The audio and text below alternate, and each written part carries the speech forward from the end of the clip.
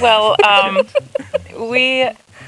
Ling-Yen and I have the same birthday, and we just have always been able to just work together with no problem. It's kind of very unusual to find two artists who can, agree on shows and not be neurotic or not too neurotic. And with two, you can define a contrast. Obviously the scale of our work is in contrast, and we also enjoy the contrast of the silk and the metal as two very kind of vital materials. Well, I love how your work it really makes the space. It defines the space, and I just love that. And I feel that that's one thing that jewelry slightly lacks, because it's so small.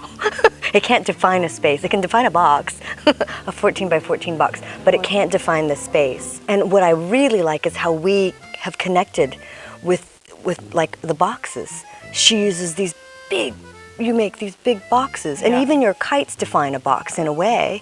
And then I use these box hollow form construction. It's interesting. And then we thought the theme of the ladder, she actually thought of the ladder. But I like the ladder as you're climbing up to something. I guess you could be going down to Dante's Inferno, but I'm on the upside. We're climbing up. It's about transcendence. And I mean, because obviously it was a hard year for you. Yeah. And, we started out with this idea of the circus. And it went, like we were saying before, more towards like a Fellini kind of circus this year than kind of a happy Cirque du Soleil kind of circus. It wasn't really like that. But the ladder, the trapeze ladder is kind of metaphor. I enjoy the segmented nature of it, and it's a lot about time and the passage of time and glimpses of time.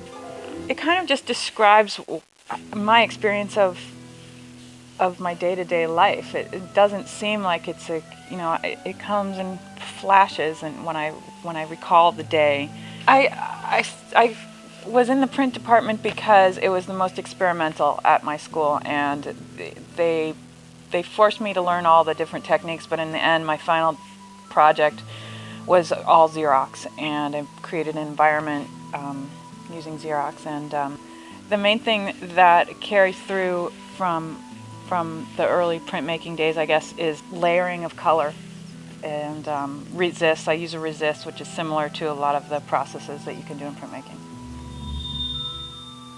That's what I like about jewelry, is the intimacy of jewelry, that in order to see or view a piece of jewelry or a piece of artwork that's as small as my work is, you have to go up to the person and basically enter their space, coming into your intimate space, and that's what I really liked about small works.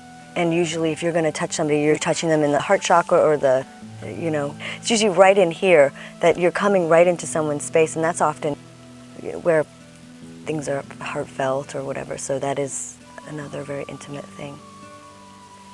It is my sister's hair, my mother's hair, John's hair, my hair, and my father's hair. And the hair that I got from my father was on his last day of being alive. It was his last haircut. And so we collected it into a little Poupon Dijon jar. Nice. And put it there. And I was waiting, and I knew that I was going to do something with it. Something, with him in mind, encasing some of his hair. And I've always loved Victorian jewelry, the mourning jewelry, and I am still in mourning for my father. And so this really does sort of bring it home. And I like the fact that it has my family's DNA in it. Everybody can do jewelry. Stick some stones together, put it on a chain, put it on your neck, it's jewelry. You can take it home and do jewelry. Anybody can do jewelry. So you have to find your own voice, as in anything. So it was very hard for me. It took me a couple years. I was not sure if I should even be in the world of jewelry, but I love the idea of jewelry. I love the concept, and so we have to start from somewhere.